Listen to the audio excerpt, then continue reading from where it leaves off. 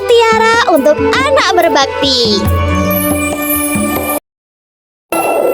Di suatu desa kecil, hiduplah seorang lelaki paruh baya.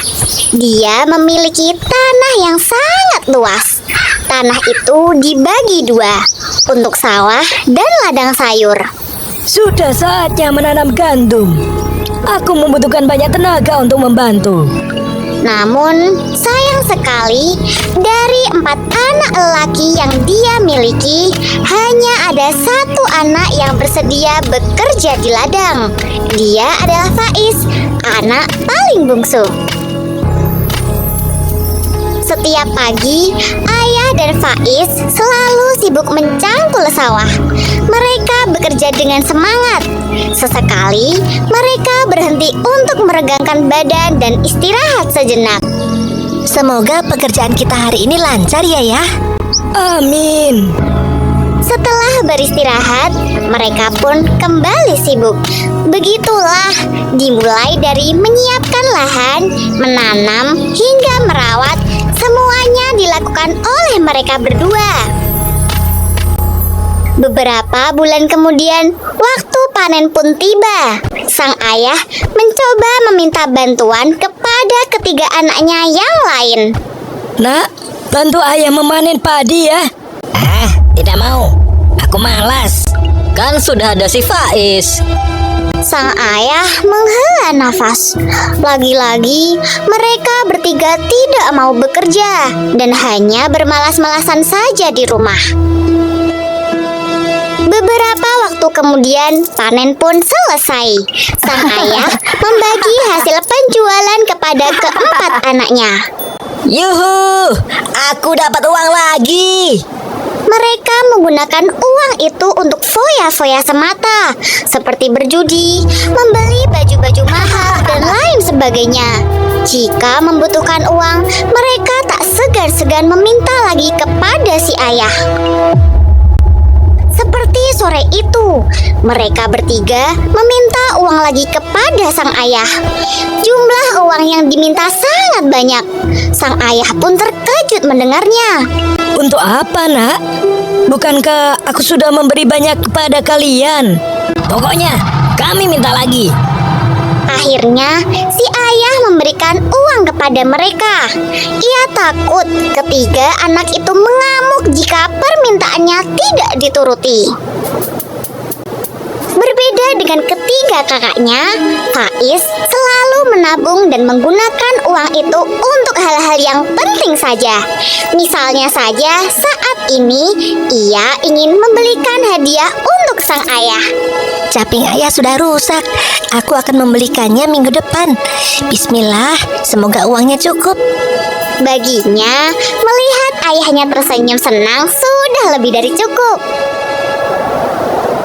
Suatu hari sang ayah jatuh sakit. Ia merasa sesak di dadanya dan mengalami kesulitan bernafas. Dalam kondisi seperti itu pun hanya Faiz saja yang bersedia merawatnya. Ayah, besok aku akan pergi ke kota sebelah. Aku dengar di sana ada obat untuk penyakit pernafasan ayah. Hati-hati ya, Nak. Semoga Allah selalu melindungimu. Faiz benar-benar mencari obat pagi harinya. Dia pergi ke kota sebelah seorang diri. Satu persatu toko telah didatanginya. Namun, hingga matahari terbenam, Faiz belum juga menemukannya. Masih ada satu tempat yang belum aku kunjungi. Semoga aku bisa mendapatkan obat itu.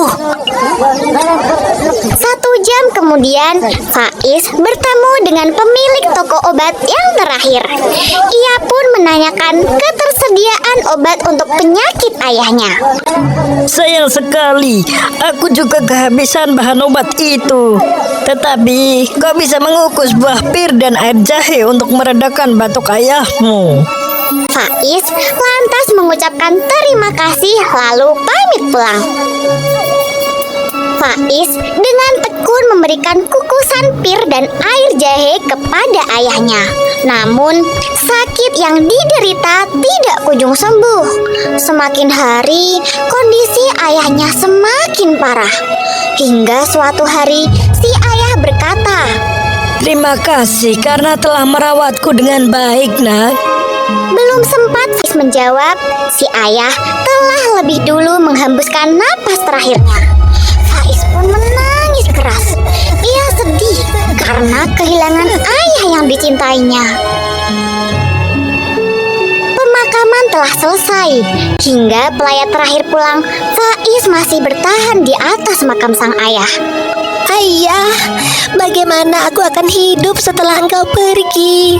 Dengan siapa lagi aku berjuang? Dia terus termenung, mengenang masa-masa indah bersama ayahnya. Kini tidak akan ada lagi teman untuk menggarap ladang mereka yang sangat luas itu. Malam harinya keributan terjadi di rumah Faiz. Ketiga kakak Faiz saling berebut harta warisan. Setelah cukup lama berdebat, akhirnya mereka bersepakat. Ladang sayur ini untukku sebagai anak pertama. Sawah menjadi milikmu. Dan seluruh emas serta rumah ini menjadi milikku. Kandang domba dan sepeta ladang kecil di dekatnya menjadi milikmu. Jangan mengeluh. Berterima kasihlah kepada kami. Bismillah, tanah itu sudah lebih dari cukup untukku.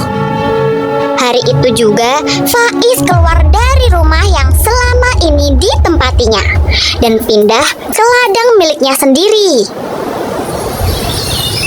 Bertahun-tahun kemudian, Faiz berhasil membangun sebuah rumah. Ladangnya subur dan domba-domba miliknya terlihat sehat. Yang paling penting adalah ia berhasil menikah dengan wanita yang sangat baik. Apakah ada yang bisa aku bantu, suamiku? Kemarilah, bantu aku memerah susu ini. Pada suatu malam, Faiz bermimpi bertemu dengan ayahnya di dekat ladang mereka dulu. Anakku, ambillah 100 dinar dari bawah pohon itu. Uang untukku ya? Tentu saja, kau bisa memastikannya sendiri.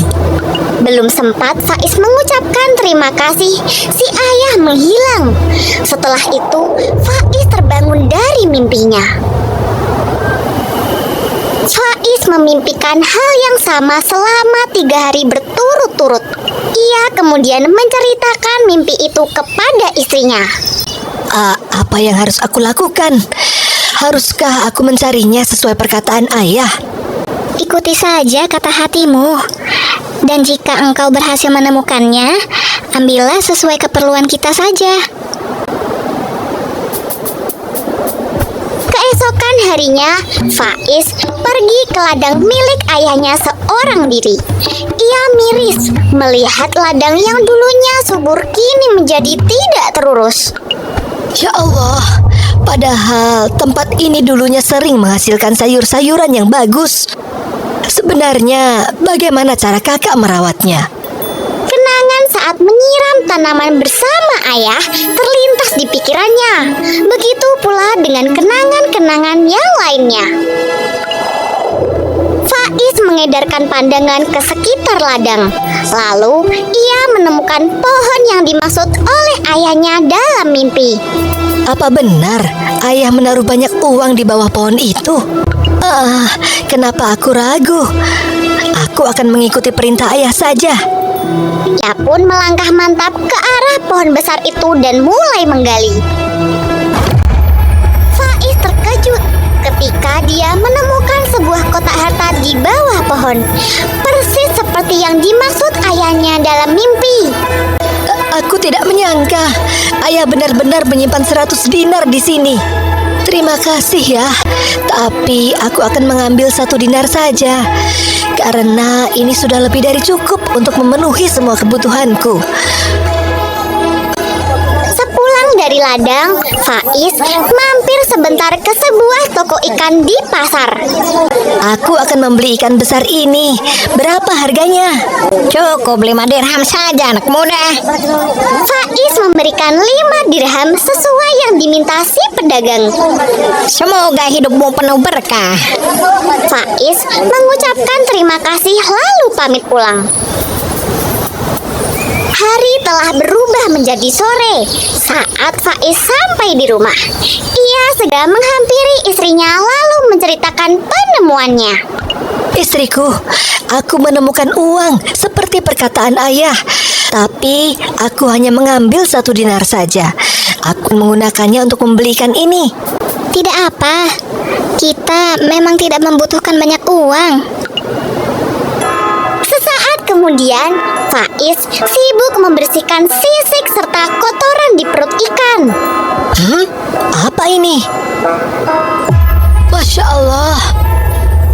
Ada apa suamiku? Aku menemukan mutiara di dalam perut ikan. Masya Allah, mutiara itu besar dan indah sekali.